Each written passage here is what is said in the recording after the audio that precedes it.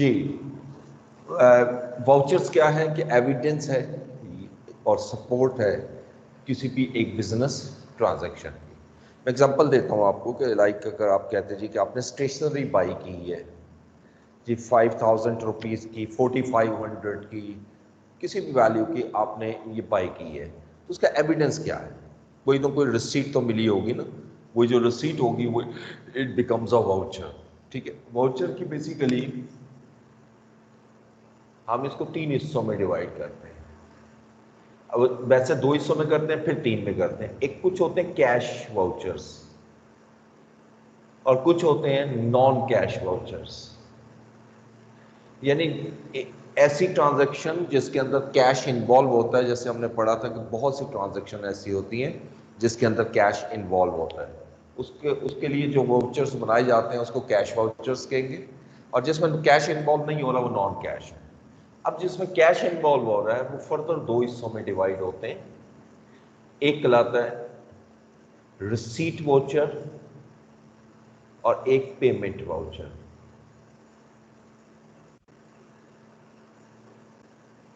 यानी जो cash receive हो रहा है उसका सेपरेट वाउचर होता है और जो पे कर रहे हैं उसका सेपरेट वाउचर होता है। अब इस तरह कैश रिसीट वाउचर इसमें कवर होता है, बैंक रिसीट वाउचर इसमें कवर होता है, यहाँ पर cash payment voucher, bank payment voucher. और यहाँ पर जो बेसिकली आता है वो जनरल वाउचर का आता है, जेवी कहते हैं उसको, जनरल वाउचर।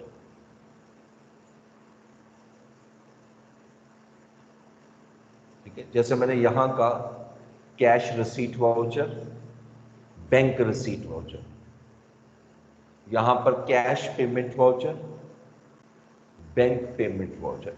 इसका एडवांटेज ये होता है कि हम कोई भी अगर कोई एविडेंस निकालना हो तो हम इजीली ट्रेस कर सकते हैं। And this is known as JV. ये बड़ा फेमस वर्ड होता है, जनरल वाउचर, जेवी हम इसको नाम देते हैं। ठीक है जी।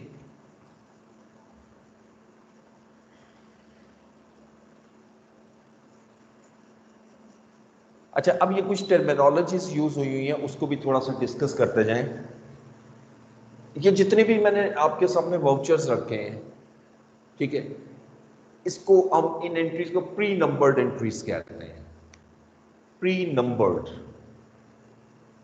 यानी जो भी आप ट्रांजैक्शन कर रहे हो उसको ट्रांजैक्शन करने के पहले उसका नंबर अलॉट करोगे। प्री नंबर एविडेंस या entries. all entries, all the records of the business must be given a specific sequential number.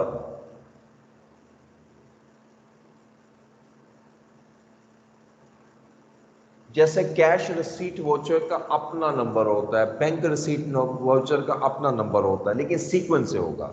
ये लिखे भी ऐसे जाता है CRV1, CRV2, CRV3, एक सीक्वेंस में चलेंगे।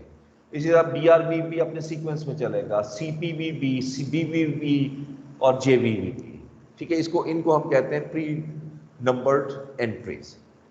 ठीक है। अच्छा, उसके बाद जिस वक्त आप सारी एंट्रीज रिकॉर्ड करते हैं, इस चीज को मेक श्योर करने के लिए कि इसमें किसी किस्म की कोई एरर ना हो, कोई मिस स्टेटमेंट ना हो, तो बेसिकली जो हेड ऑफ डिपार्टमेंट है वो इन एंट्रीज को वेरीफाई करता है। और इस सिस्टम को हम कहते हैं review of accounting entries.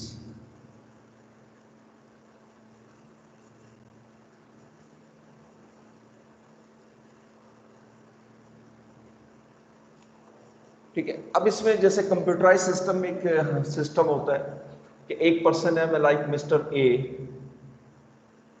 Is an accountant.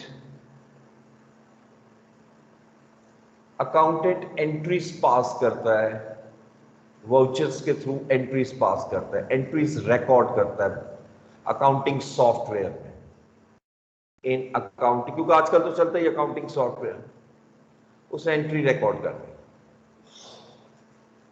अच्छा, जब एंट्रीज रिकॉर्ड करते हैं तो ये चीज याद रखिएगा कि अभी अकाउंट्स में वो नजर नहीं आएंगे, वो लेजर को रिफ्लेक्ट नहीं करेंगे जब तक कि इन एंट्रीज को पोस्ट नहीं किया जाएगा। और पोस्ट करने की अथॉरिटी किसके पास होती है? Head of department. जो कोई भी है वो इन एंट्रीज को ओपन करता जाएगा, वाउचर्स को देखता जाएगा और पोस्टिंग करता जाएगा। यानी पोस्टिंग मीन ऑथराइजेशन, मतलब मुख्तलिफ वर्ड्स होते हैं, इसलिए मैं ऑथराइजेशन लिख देता हूं, ये जेहन में रखिएगा।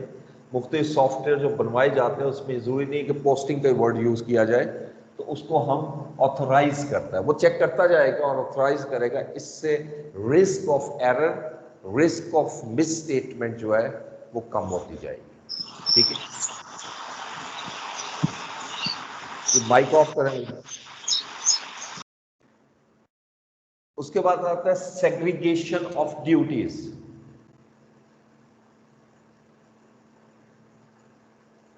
ये बहुत जरूरी है। किसी भी ऑर्गेनाइजेशन के अंदर सेग्रीगेशन ऑफ ड्यूटीज नहीं होगा तो चांसेस ऑफ फ्रॉड और चांसेस ऑफ एरर जो है वो बढ़ते चले जाएंगे। बिजनेस के अंदर रिस्क जो है ट्रांजैक्शंस का वो ज्यादा होता जाएगा। बेसिक इसमें थीम ये होता है कि हर पर्सन की जो ड्यूटीज हैं उसको सेग्रीगेट किया जाए। तो कोई भी एक टास्क वो एंड तक एक पर्सन ना करे, उसके अंदर एटलीस्ट 2 और 3 पर्सन इन्वॉल्व हो। सेग्रीगेट, इतना हिस्सा ये कर रहा है, इतना ये कर रहा है, इतना ये कर रहा है। इससे क्या होगा, अगर एक ही बंदा शुरू से लेकर एंड तक कर रहा है, यानी वाउचर बनाने से लेकर रिकॉर्ड करने से लेकर ऑथराइज करने तक अगर वो इन्वॉल्व होगा तो रिस्क ऑफ फ्रॉड हमेशा वहां मौजूद होगा। इस चीज का खास ख्याल रखना है सेग्रीगेशन ऑफ ड्यूटीज में, कि आपने सेग्रीगेट किया हो। बस इसी एग्जांपल को अगर कंटिन्यू करें तो देखिए, वाउचर बना कोई और रहा होगा, लाइक जूनियर अकाउंटेंट हो सकता है, उसको रिकॉर्ड कर रहा है अकाउंटेंट, उसको ऑथराइज कर रहा है HOD. This is known as segregation of duties. ठीक है, उसके बाद करेक्शन ऑफ एंट्रीज, इस पर खैर पूरा चैप्टर आएगा, इसको बहुत डिटेल, ये तो खैर कोई डिस्कस करने वाली चीज नहीं है। करेक्शन ऑफ एंट्रीज, कि जब भी अकाउंटिंग में कोई एंट्री की एरर आ जाए सामने, कई दफा हो जाता है कि सारे ऑथराइज तक भी हो जाता है और बाद में एरर डिटेक्ट हो जाती है। तो जितनी एरर्स हैं उसको करेक्ट करने के लिए एक तरीका क्या होता है कि उसको जाकर ठीक नहीं किया जाता, उसको जाकर ठीक नहीं किया जाता, बल्कि उस एंट्री के को करेक्ट करने के लिए एक और एंट्री पास की जाती है, ताकि पिछला इफेक्ट खत्म होकर नया इफेक्ट जो है वो आ जाए, करेक्ट इफेक्ट आ जाए। ठीक है जी। उसके बाद एक टर्मिनोलॉजी हम यूज करते हैं, ऑडिट ट्रेल। ठीक है, ऑडिट ट्रेल बड़ी इंटरेस्टिंग चीज है। ये अक्सर सॉफ्टवेयर में देखेंगे, इवन जो आपके मार्केट में अवेलेबल हैं, क्विक बुक, स्पीच ट्री वगैरह, सेज, जीरो, ये जितने भी सॉफ्टवेयर मार्केट में अवेलेबल हैं इनमें भी ऑडिट ट्रेल मिलेगा।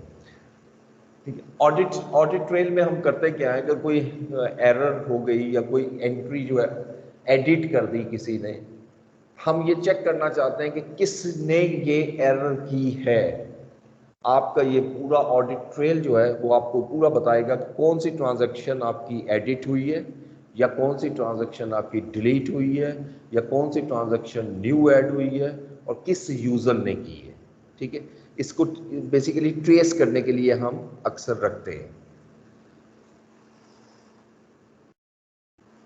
उसके बाद आता है कस्टडी ऑफ अकाउंटिंग रिकॉर्ड्स।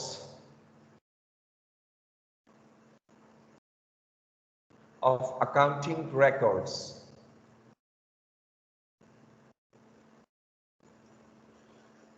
आपके जितने भी अकाउंटिंग रिकॉर्ड्स हैं वो आपको अपनी कस्टडी में रखने हैं, स्टोर करके रखने हैं for a period of 5 years। ये लॉ कहता है आपका, इंटरनेशनल लॉ के मुताबिक, डेटा प्रोटेक्शन एक्ट के मुताबिक 5 साल का रिकॉर्ड आपके पास होना चाहिए। ठीक है, कई कंपनीज तो उससे भी ज्यादा भी रखती हैं, लेकिन मिनिमम 5 years का रिकॉर्ड जो है वो आपके पास होना चाहिए। अच्छा, इसके बाद आते हैं फाइनेंशियल स्टेटमेंट्स।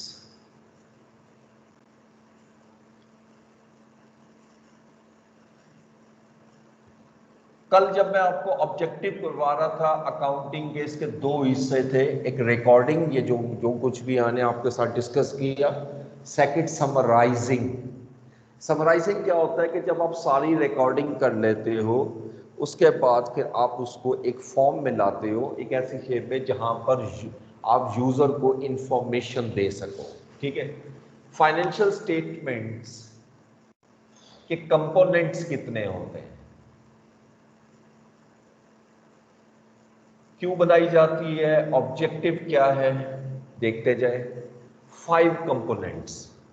अच्छा, ये दो चीजें आती हैं पेपर में, समटाइम पूछता है एलिमेंट्स ऑफ फाइनेंशियल स्टेटमेंट्स, वो भी 5 होते हैं, और समटाइम पूछता है कंपोनेंट ऑफ फाइनेंशियल स्टेटमेंट, ये भी 5 होते हैं। ये दोनों में फर्क क्या है? एलिमेंट्स ऑफ फाइनेंशियल स्टेटमेंट हम पढ़ चुके हैं, जिसको एलिमेंट ऑफ अकाउंट कहते रहे हैं, assets, liabilities, honours equity, revenue, expense, क्योंकि ये भी बेसिकली फाइनेंशियल स्टेटमेंट के ही कंपोनेंट हुए ना, सॉरी एलिमेंट हुए, उसी में आते हैं आप जब ये फाइनेंशियल स्टेटमेंट बनाओगे। एक है कंपोनेंट्स। कंपोनेंट्स में क्या आता है? सबसे पहले स्टेटमेंट ऑफ कंप्रीहेंसिव इनकम।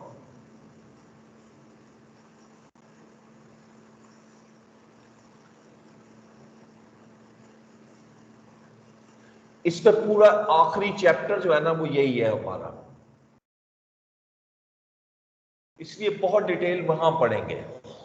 यहां सिर्फ देखते जाते हैं स्टेटमेंट का नाम क्या है और इससे हमें क्या रिजल्ट मिलता है। किसी भी बिजनेस की प्रॉफिटेबिलिटी को अगर आप मेजर करना चाहते हो, देखना चाहते हो कि बिजनेस प्रॉफिट में है या बिजनेस लॉस में है, उसके लिए जो स्टेटमेंट बनाई जाती है उसको हम स्टेटमेंट ऑफ कंप्रीहेंसिव इनकम का क्या नाम देते हैं। यानी ये किसी भी बिजनेस की फाइनेंशियल परफॉर्मेंस को मेजर करने के लिए बनाई जाती है।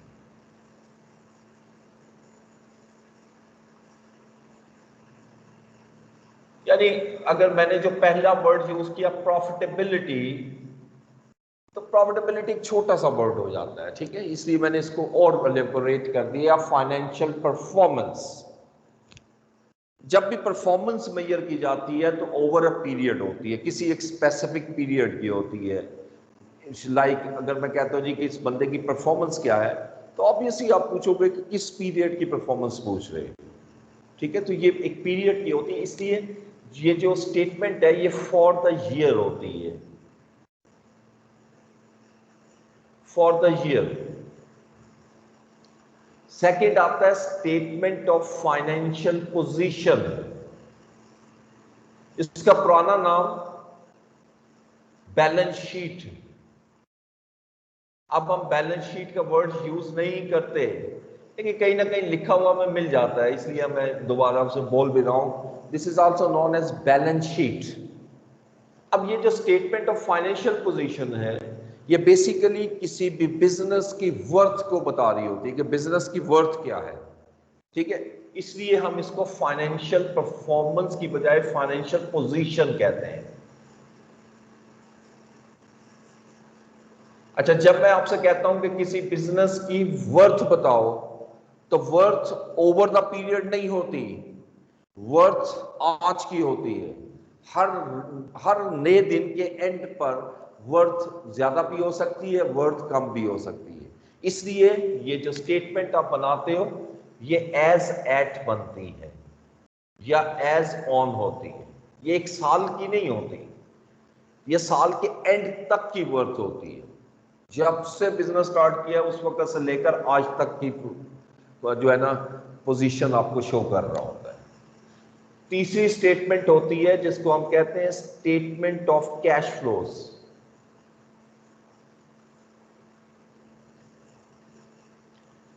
अच्छा, आप अपनी बुक में देखोगे तो यहां पर आपको सिर्फ 2 ही मिलेंगे क्योंकि यही हमारे सिलेबस में है, लेकिन इनके नाम आपको पता होने चाहिए। ये पास पेपर में आ चुका है, कंपोनेंट्स बताओ। स्टेटमेंट ऑफ कैश फ्लो आप बनाते हो इस ऑब्जेक्टिव के लिए कि बिजनेस की कैश पोजीशन को चेक किया जाए। देखें, बिजनेस में कैश प्रॉफिट से ज्यादा इंपॉर्टेंट चीज है। समटाइम बिजनेस लॉस में होता है लेकिन कैश पोजीशन स्ट्रांग होती है, समटाइम बिजनेस प्रॉफिट में होता है लेकिन कैश पोजीशन अच्छी नहीं होती। तो कैश पोजीशन ज्यादा जरूरी होती है बिजनेस के लिए एज कंपेयर टू प्रॉफिट और लॉस। वो भी इंपॉर्टेंट है अपनी जगह, लेकिन कैश उससे ज्यादा इंपॉर्टेंस रखता है। ठीक है, किसी भी बिजनेस की कैश पोजीशन को मेजर करने के लिए हम स्टेटमेंट ऑफ कैश फ्लोस बनाते हैं। ये आप FAR 1 से पढ़ेंगे। ठीक है। Number 4, statement of changes in equity.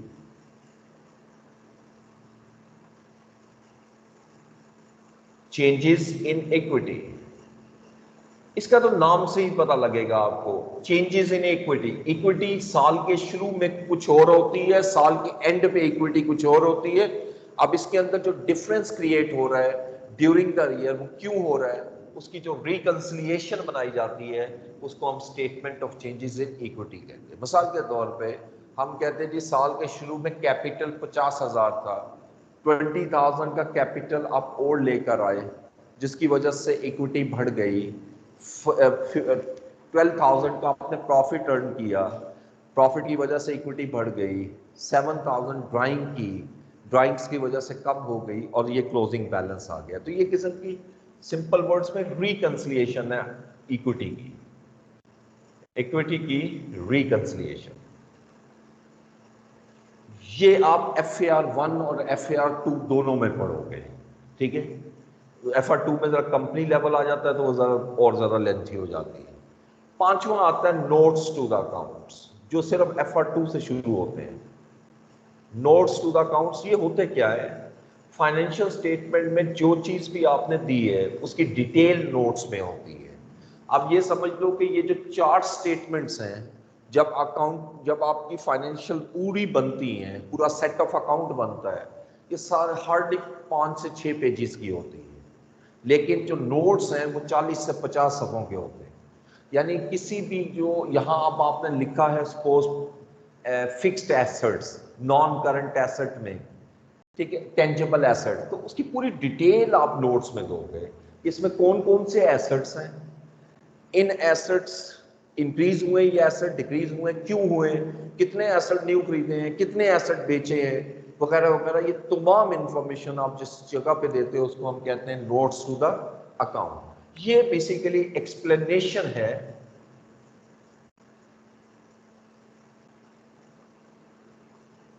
explanation of figures shown in above statements, particularly statement 1 or 2, comprehensive income or financial position. These are known as components of financial statements. Business entity concept हम पढ़ चुके हैं, उसमें कोई नई चीज नहीं है।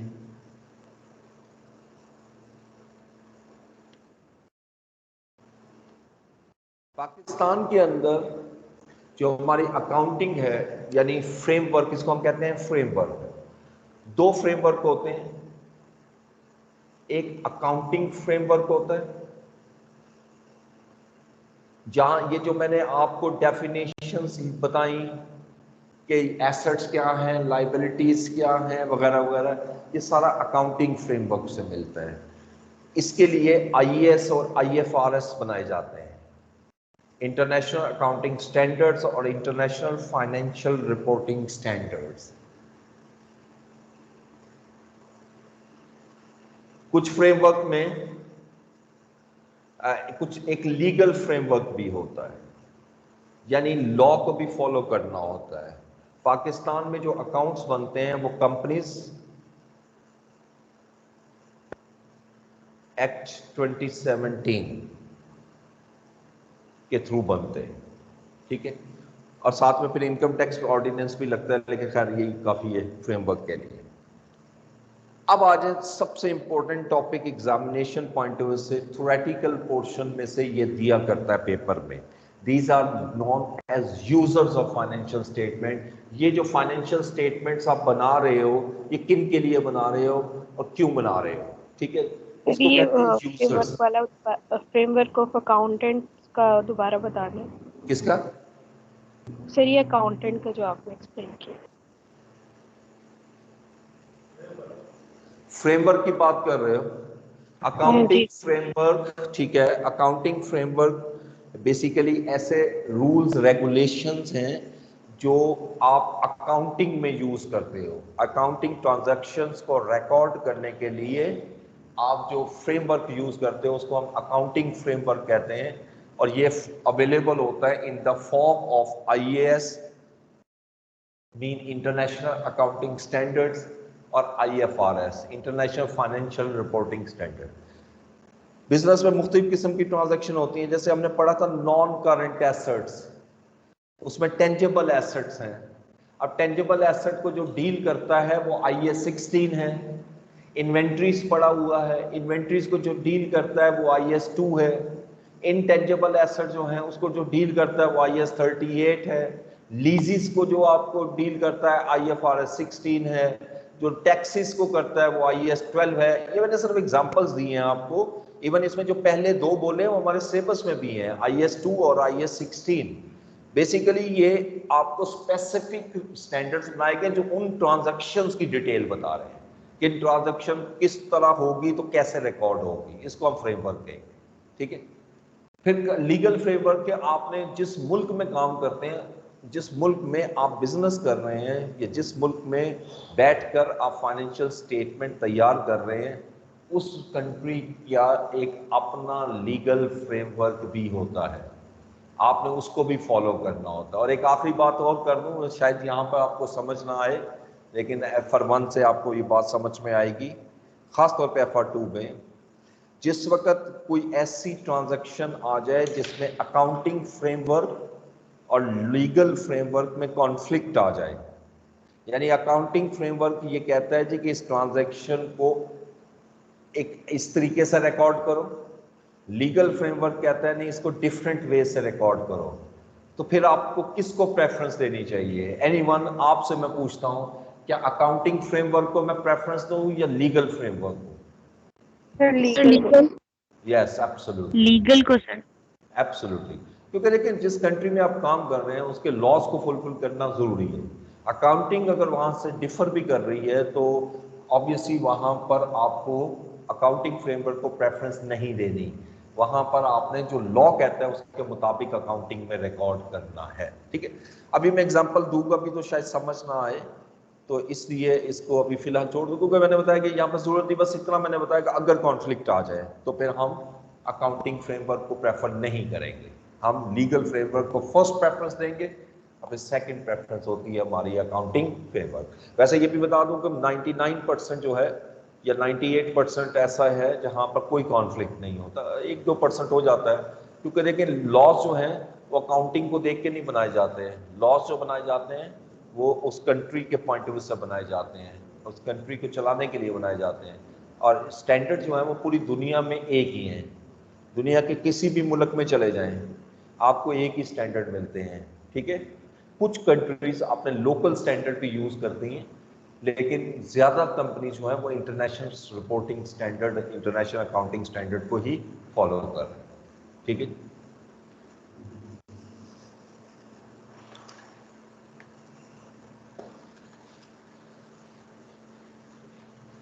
अब यूजर्स की तरफ आए।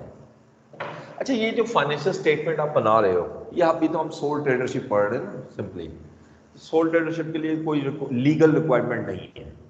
कंपनीज के लिए लीगल रिक्वायरमेंट है कि वो अपने अकाउंट्स को पब्लिश करें बाकायदा, जिसको एनुअल रिपोर्ट कहते हैं अक्सर हम नाम, वो अपनी पब्लिश करती है और प्रिंट करती है, और प्रिंट करने के बाद पब्लिक के लिए अवेलेबल होती है, पब्लिक भी उसको देख सकती है उसकी फाइनेंशियल स्टेटमेंट्स को, ठीक है।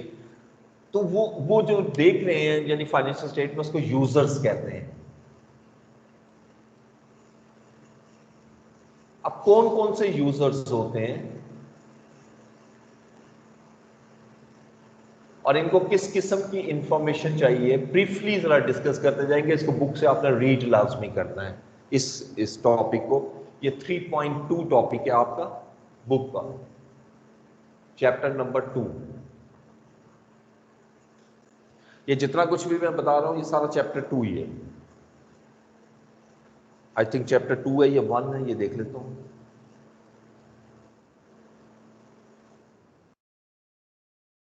सॉरी, चैप्टर 1 है, चैप्टर 1। अच्छा, अब यूजर्स कौन कौन से होते हैं? Management,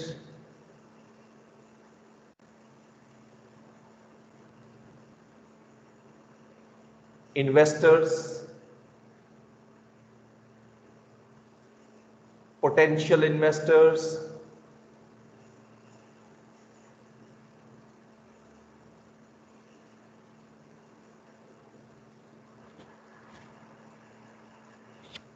government agencies,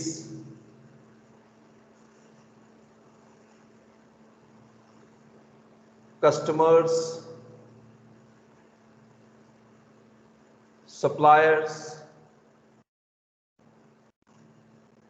lenders, employees and public at a large. ये 9 यूजर मैंने आपके सामने लिखे हैं। एग्जामिनेशन में जब भी ये क्वेश्चन आया वो कहता है explain any 3 users, any 4 users, वो इस तरह पूछ रहा होता है, लेकिन आने सारे चाहिए आपको। देखिए ये मुख्तलिफ किस्म के लोग हैं, इसका तो आइडिया है आप लोगों को। सिर्फ हमने यहाँ पर खास तौर पे जो चीज़ डिस्कस करनी है वो ये करनी है कि किस पर्सन को कौन सी इंफॉर्मेशन ज़्यादा अपील करती है, वो किन इंफॉर्मेशन की तरफ देख रहा होता है। ये पूरा सेट ऑफ अकाउंट्स जो हैं ये सबके लिए, ये नहीं है कि सारे होल देखेंगे, सबको इंटरेस्ट अपने एरिया में है। सिर्फ एक मैनेजमेंट ऐसी है जो कंप्लीट सेट ऑफ अकाउंट की तरफ जाती है। क्यों? मैनेजमेंट वो लोग होते हैं जो कि उस बिजनेस को चला रहे होते हैं। अगर उनको हर किस्म की इंफॉर्मेशन चाहिए, उनको कंपनी की प्रॉफिट और लॉस से भी कंसर्न है, उनको कंपनी के कैश से भी कंसर्न है, उनको कंपनी की सॉल्वेंसी से भी कंसर्न है, उनको बिजनेस की फाइनेंशियल रिस्क से भी कंसर्न है, उनको ऑपरेटिंग रिस्क से भी कंसर्न है। वो सारी चीजें मेजर की जाती हैं इन फाइनेंशियल स्टेटमेंट से। ठीक है। इन्वेस्टर्स वो लोग होते हैं जो कि कंपनी में जिन्होंने रकम लगाई होती है। ठीक है। Investors are the person who have make investment in the business. अब इनको कंसर्न किस चीज से है?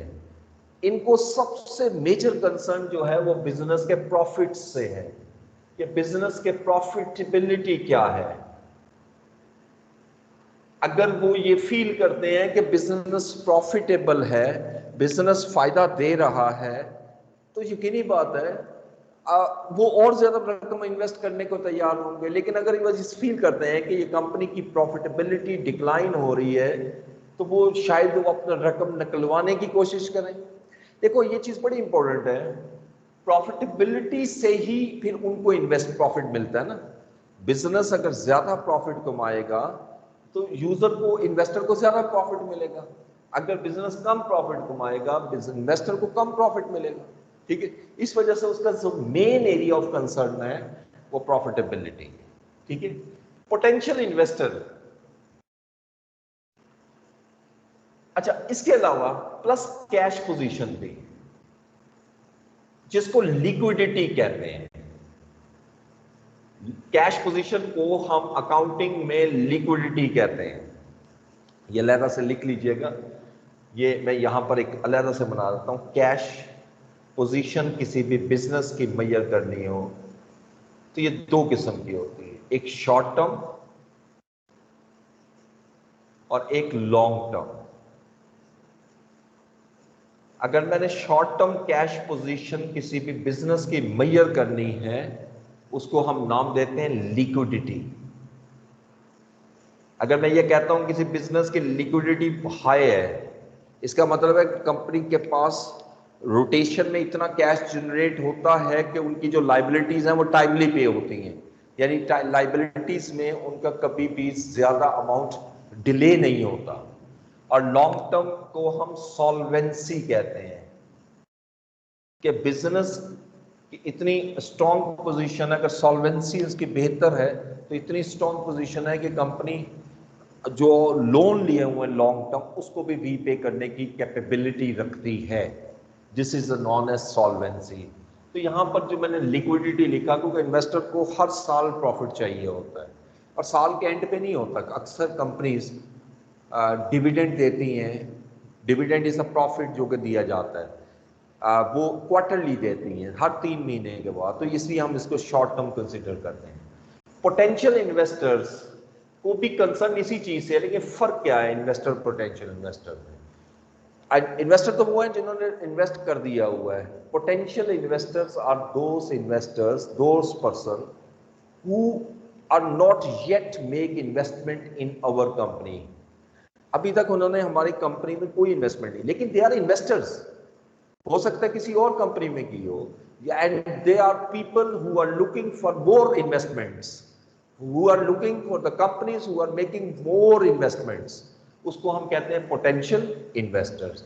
यकीनी बात है, इन्वेस्टर, अगर मैं इन्वेस्टमेंट करना चाह रहा हूं, आप इन्वेस्टमेंट करना चाह रहे हैं, तो कंपनी की परफॉर्मेंस को देखेंगे ना आप, और इसमें भी जो वैसे तो ओवरऑल ही देखेंगे, लेकिन main focus profitability plus liquidity ही होगा। ठीक है।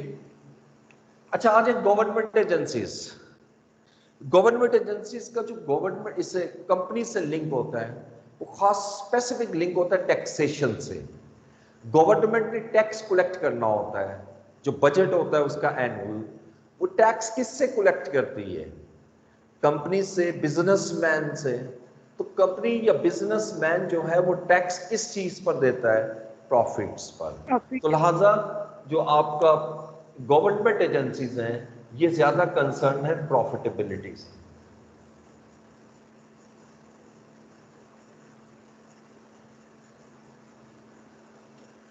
अच्छा, जहां तक कस्टमर्स का ताल्लुक है, very interesting. Customers are the person जो कि आपके कंपनी के से गुड्स बाय कर रहे हैं, यानी आप जिनको सेल कर रहे हैं। अब देखिए, कस्टमर्स की कोशिश, हमारी कोशिश क्या है एज अ बिजनेसमैन, कि कस्टमर की लॉयल्टी हमारे साथ कायम रहे। और ये it has been proved through various research और various theories. The customers approach is also similar to that. Customer भी ये चाहता है कि मैं अपनी कंपनी जिससे प्रोडक्ट खरीदा उसके साथ लॉन्ग टर्म रिलेशन कायम रखूं। तो लिहाजा वो फाइनेंशियल स्ट्रेंथ मैयर करता है। अगर वो देखता है कि कंपनी की फाइनेंशियल स्ट्रेंथ जो है, फाइनेंशियल स्ट्रेंथ में ये सब कुछ कवर होता है ना, ये हिस्सा फाइनेंशियल पोजीशन जो है, अगर किसी भी बिजनेस की फाइनेंशियल स्ट्रेंथ है, तो इसका मतलब है कि कंपनी हमें प्रोडक्ट जो है वो रेगुलरली भी देगी और अच्छी प्राइस पे भी दे सकती है, हमें डिस्काउंट्स भी ऑफर कर सकती है। जब कस्टमर के साथ लॉयल्टी हो, एक कस्टमर आपसे 10 साल से बिजनेस कर रहा है और रेगुलरली बिजनेस कर रहा है, तो आप उसको कोशिश करोगे कि इसको कुछ ना कुछ फैसिलिटेट करो। वो कंपनी तभी कर सकती है जब उसकी फाइनेंशियल स्ट्रेंथ जो है वो उसको अलाउ करेगी। और अगर फाइनेंशियल स्ट्रेंथ ही पुअर है, तो फिर कस्टमर जो है वो डिसीजन ले सकता है कि मैं इस प्रोडक्ट को छोड़कर, इस कंपनी की प्रोडक्ट को छोड़कर किसी और प्रोडक्ट की तरफ मूव करूं। ठीक है। ये सिर्फ फाइनेंशियल की बात कर रहा हूं। वैसे तो कस्टमर इससे ज्यादा इंपॉर्टेंस देता है नॉन फाइनेंशियल फैक्टर्स को, मसलन क्वालिटी ऑफ प्रोडक्ट। ठीक है ना, वो मैं इसलिए नहीं लिख रहा कि हम इस डिस्कशन ही फाइनेंशियल कर रहे हैं। Quality of product is important. Company जितने मर्जी डिस्काउंट देती रहे, क्वालिटी अच्छी ना हो, कस्टमर नहीं खरीदेगा। ठीक है, ये चीज बड़ी जरूरी है। तो non financial factors are most important than customer. ठीक है। सप्लायर्स, सप्लायर्स वो लोग हैं जिन्होंने कंपनी को गुड्स सेल की हुई है, ठीक है, और उन्होंने पेमेंट लेनी है, उनके लिए तो ज्यादा रिस्क है। तो ये तो सीधा देखेंगे कंपनी की लिक्विडिटी, क्योंकि कोई भी सप्लायर आपको 5 साल के लिए गुड्स क्रेडिट पे नहीं देगा, वो महीनों के लिए देंगे, इसलिए शॉर्ट टर्म की तरफ जाएगा लिक्विडिटी। और लेंडर्स वो लोग हैं जिन्होंने आपको लोन दिए हुए हैं, और लोन अक्सर लॉन्ग टर्म होते हैं, तो ये ज्यादा सॉल्वेंसी को चेक करते हैं। एम्प्लॉइज को किससे कंसर्न है जी? एम्प्लॉइज को against financial performance and position.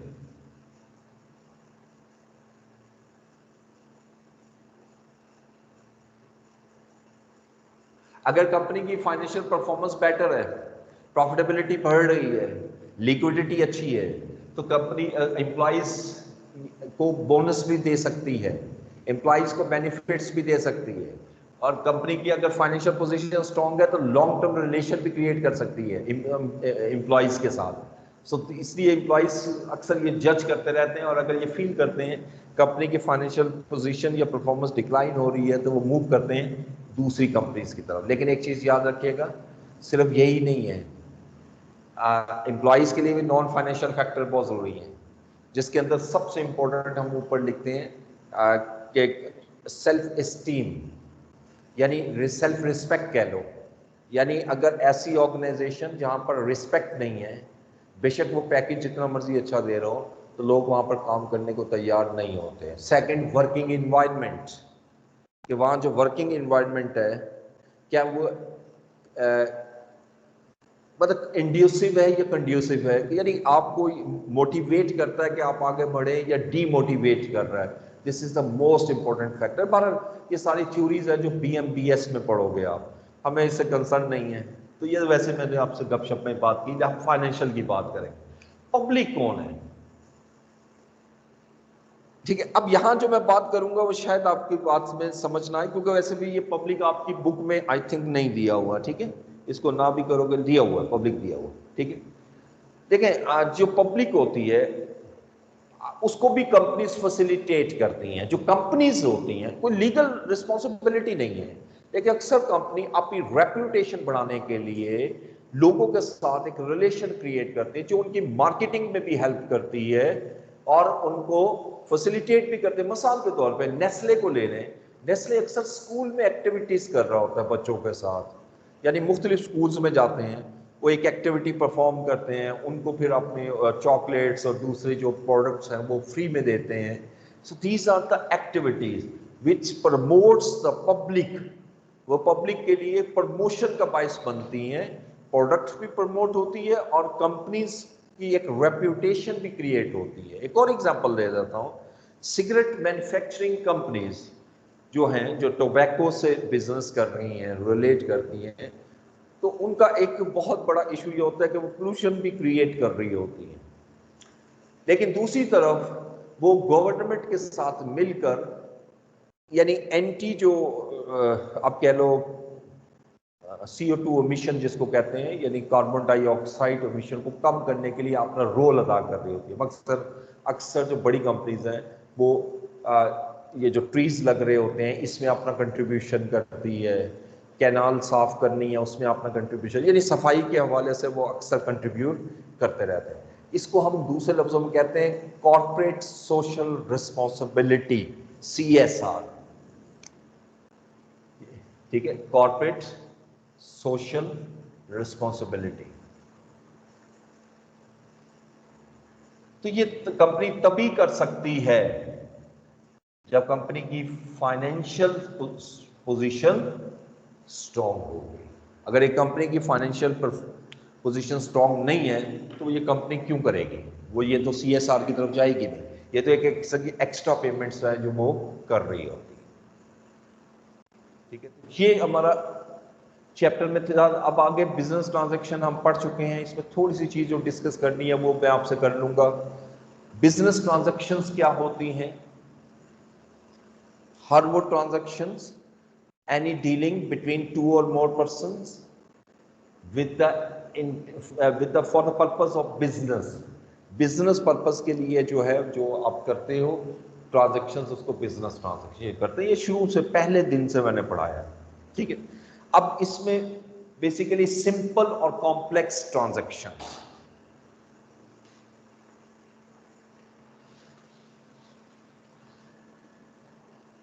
नाम से पता लग जाएगा, सिंपल और कॉम्प्लेक्स ट्रांजैक्शन।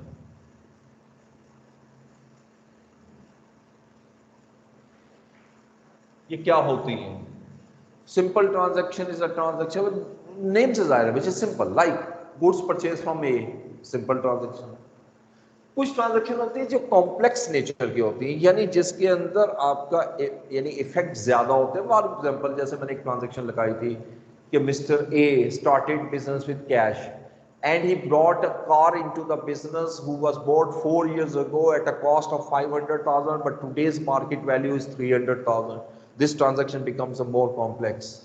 ठीक है, या जिस ऐसी डिस्काउंट ऐसी ट्रांजैक्शन जिसके अंदर डिस्काउंट्स कैलकुलेशन आ जाए, कैलकुलेट करके निकालना होता है, उसको भी कॉम्प्लेक्स ट्रांजैक्शन का हम नाम देते हैं। फिर इसी तरह आगे उसने दो वर्ड और यूज किए, वन ऑफ ट्रांजैक्शन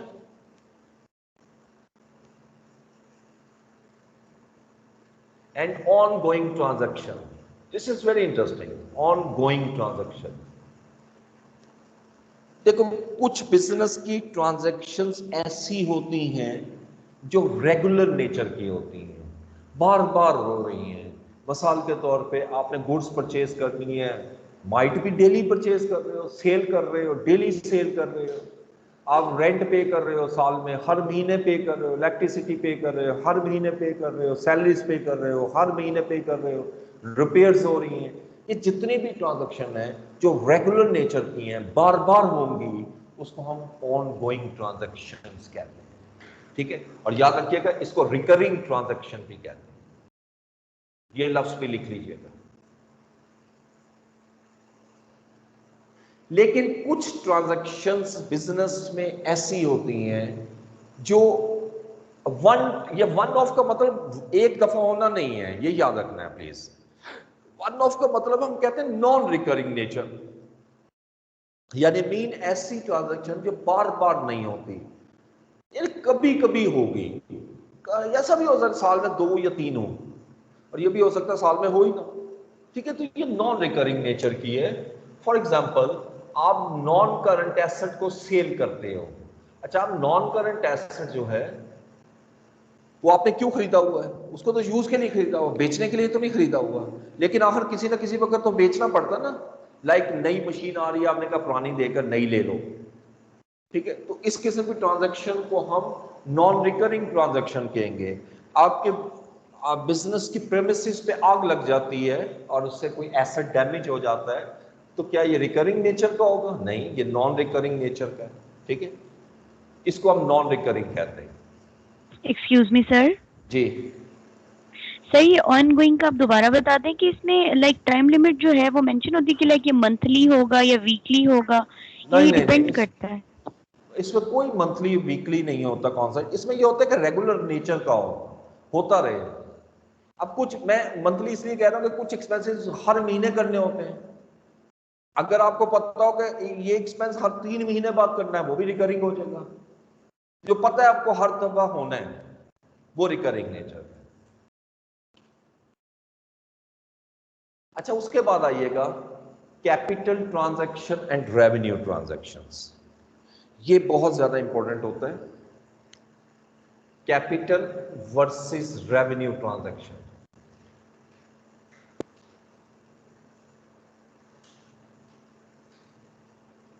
बहुत सिंपल जेन में रखिएगा, हर वो आइटम जो आपकी स्टेटमेंट ऑफ कंप्रीहेंसिव इनकम में आती है उसको रेवेन्यू हम का नाम देते हैं। हर वो आइटम जो स्टेटमेंट ऑफ फाइनेंशियल पोजीशन में आती है उसको कैपिटल का नाम देते हैं। मिसाल के तौर पे मैं कहता हूं जी परचेज ऑफ स्टेशनरी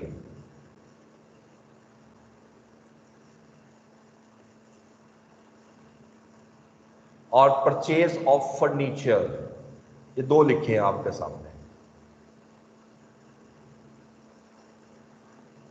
इसमें कौन सी आइटम ऐसी है जो एसओसीआई से रिलेट करती है, यानी जो एक्सपेंस है? ये एक्सपेंस है, इसको हम कहेंगे रेवेन्यू नेचर ऑफ ट्रांजैक्शन। और ये फर्नीचर है, इसको कैपिटल नेचर ऑफ ट्रांजैक्शन। ये कैपिटल का मतलब कैपिटल नहीं है, कैपिटल नेचर ऑफ ट्रांजैक्शन, इसलिए इसको पूरा लफ्ज हम लिखते हैं रेवेन्यू एक्सपेंडिचर और कैपिटल एक्सपेंडिचर। ठीक है, इसमें सिंपल ये आपने देखना है। इसी तरह इनकम में भी होता है, अगर आपने सेल की है गुड्स, वहां से जो इनकम जनरेट कर रहे हो वो रेवेन्यू इनकम होगी, और जो आप नॉन करंट एसेट बेचकर खरीद से कैश ले रहे हो वो आपकी कैपिटल नेचर ऑफ इनकम होगी। ठीक है,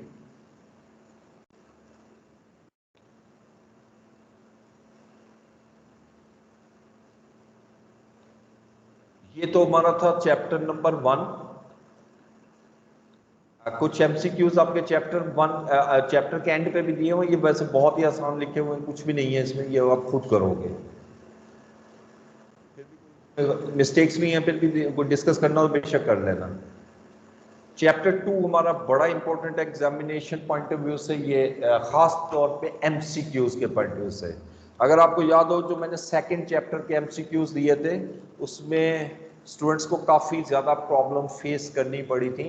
इवन कुछ स्टूडेंट्स ने मुझसे डिस्कस किया था कि क्या हम इसको चैप्टर को क्लास में डिस्कस करेंगे, तो ऑब्वियसली मैंने कहा था कि हाँ बिल्कुल करेंगे। तो वो चीज़ें अब हम यहाँ पर डिस्कस करने हैं। आज शुरू करते हैं। ये जो मैं आपको बता रहा था framework, accounting framework, legal framework, ठीक है, ये उसकी कुछ डिटेल्स हैं। और ये आपने खास तौर पे इसमें हम अकाउंटिंग फ्रेमवर्क, जिसको कॉन्सेप्चुअल फ्रेमवर्क भी कहते हैं, उसको डिटेल में डिस्कस करेंगे। तो ये चैप्टर ज़रा एक अलग से करना पड़ेगा हमें खास तौर पे। इसमें बहुत सी चीज़ें पड़ी हुई हैं, ऐसा नहीं है, सिर्फ थोड़ी सी चीज़ हमने इसमें खास तौर पे डिस्कस करनी है, जिसको qualitative characteristics of financial statements कहते हैं, वो खास तौर पे डिस्कस करने हैं। ऑब्जेक्टिव क्या है फाइनेंशियल रिपोर्टिंग का, वो हमने डिस्कस करना है, ठीक है। और इसके अलावा कैपिटल और कैपिटल मेंटेनेंस क्या होता है, इसको ज़रा डिस्कस करना है। फिर इसके बाद इसी चैप्टर में हम डिस्कस करेंगे कि आपकी बेसिस ऑफ वैल्यूएशंस क्या होती हैं। अब ये चीज़ें थोड़ी सी आपके लिए ट्रिकी होती हैं, लेकिन ये अब कहीं पे अभी फ़िलहाल यूज़ नहीं होनी, इंट्रो लेवल पे ये कहीं यूज़ नहीं होनी, लेकिन थ्योरेटिकली ये आपको आनी चाहिए। इसमें से लाजमन 1, 2, 3 एमसीक्यूज आ जाते हैं। और याद रखना है आपने कि आप 1, 2 नंबर को ये ना करें कि ये इंपॉर्टेंस ना दें कि ये कम नंबर है, नहीं प्लीज़। आपकी प्रोफेशनल स्टडीज़ में 49% पे भी फेल होता है। ये एफएससी नहीं है, बीए नहीं है, एमए नहीं है, जहाँ 5 नंबर देकर पास कर दिया जाए। यहाँ 1 नंबर पे भी फेल किया जाता है। 49 पे जो फेल होते हैं ना, उनके लिए 1 नंबर की कितनी अहमियत है, वो उनसे पूछें। तो इसलिए याद रखना बात कि 49% मीन 0% और 50% मीन 100%। इसलिए जो स्टूडेंट पास होते हैं उनको कोई नहीं पता होता कि उनके मार्क्स कितने हैं, because they are declared only pass. तो इंशाल्लाह ये वाला चैप्टर जो है अब मैं कल शुरू करूंगा आपको, ठीक है। इस पहले चैप्टर को एक दफ़ा रिवाइज कीजिएगा, और जो एमसीक्यूज मैंने दिए थे वो आपको इजीली समझ आ जाएगा। अच्छा, आज तीसरा